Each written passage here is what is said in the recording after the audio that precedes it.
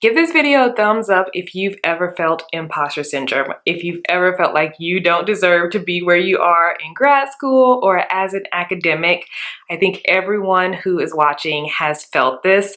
It makes me think about this social media post. There's like a pie graph, and I think the title is the people who feel imposter syndrome, and the whole pie is filled up with one color, and then the key, that one color, is all successful people. Everyone feels imposter syndrome, especially in grad school or in academia, and I just wanted to share my experience with imposter syndrome in the past 2 weeks. So if you're interested in that, keep watching this video. I'm Toyin. I am the founder of the Academic Society. I got my PhD in math. I landed my dream job as a lecturer, and I also create these videos for grad students and academics where I talk about time management, productivity, as well as my academic lifestyle. So I actually have a video on overcoming imposter syndrome and like this mindset shift that I do, and I'll link that video up here somewhere so you can watch that after this one. But I wanted to say that imposter syndrome doesn't really go away, but we just have to like push through it. And so in the past 2 weeks, I felt imposter syndrome at least twice, and I'm going to share about those experiences. So number one, I was asked to be on the mentoring committee for my department. So in my department, when someone becomes a teacher or teaches in our department for the first time, they get a teaching mentor. And I have a teaching mentor, and I'm teaching mentor to like 2 or 3 people right now. And I was asked to be on the mentoring committee. And in our first mentoring committee meeting, we talked about, okay, this is a new committee. Who wants to be the chair? And I look around the room, everyone on the committee is probably the chair of something already. So many responsibilities. These are like the main people in my department, and they had so much on their plates already that I just felt like, oh man, I'm not doing as much as them. I probably have to be the chair. And I am the youngest person on that committee. And I was just like, this is weird, but if no one wants to do it, I'll be the chair. And so I am the chair of that committee. So that means all the responsibility is on me. When everyone's busy, I do the work. So I am the one who like comes to the committee, asks if we want to meet. I submit like ideas to the committee to see what we want to work on next, or if we want to send out emails. And so I recently met with our department head, and he was talking to me about some people who may need new mentors, and people should be doing their teaching observations. I was like, yeah, I was just actually about to send an email out to everyone who is a mentor saying that they need to do their teaching observations. I bring up everything that I talked about with my department head to the committee just via email and ask for their suggestions on what they wanted to add to my email. And I only got one suggestion.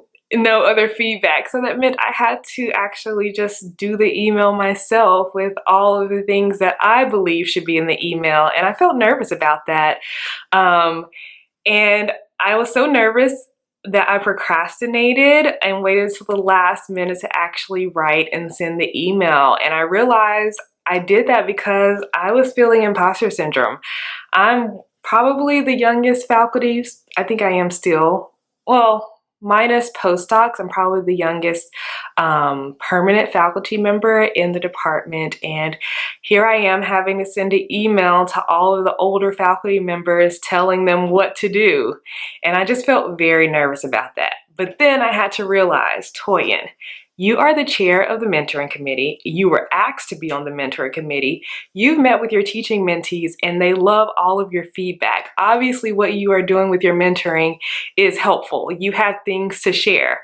You have a YouTube channel where you help other grad students. So I had to remind myself that, oh, I am qualified to send this email to these people about teaching observations and mentoring.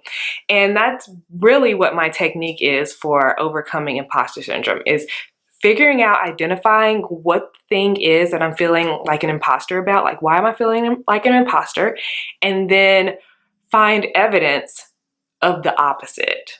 right? So I felt like I wasn't qualified to tell these older faculty members what to do. So I had to look for evidence that actually I am qualified. I'm a great teaching mentor. I'm a great teacher. I help people and my advice is wonderful. And I had to remind myself of that. And that gave me the confidence to write the email and send it. And so the second time that I felt imposter syndrome actually happened this past Friday. I went over the project that my students are working on. It's a group project with them in class. And I knew that that video would be helpful for the other instructors and grad students teaching the class and giving that project to their students. And I wanted to share the video with them. But I was nervous about it. I felt like, is this like being like all extra, like, oh, look at me, I know what I'm doing, so you should watch what I did with my students. But then I had to remember the previous project, people didn't know how to explain it to their students. They struggled with how much to share with their students. Many of the students felt like they had no idea what was going on. And we actually had a meeting about like how to discuss the project with our students. And I shared what I did and people found it helpful. Also, someone asked if I could share my video from last time with them. And so I had to remember that evidence to remember, okay, what I have to say is valuable. It's going to help someone, and if it's not going to help them, they're not going to watch the video. And so I went ahead and sent the video to all the other instructors of my class and how I went over the project with my students, and the course coordinator for the class was like, thanks so much, this was very helpful. So it felt good. So I just wanted to I did this video just to let you know, imposter syndrome still happens. However, you can push through and still get stuff done and encourage yourself along the way. So I hope that was helpful for you. If you are new here, consider subscribing. I create new videos every Sunday. And if you like this video, give it a thumbs up. It really helps the channel. Thank you so much for watching. I will see you next week. Bye.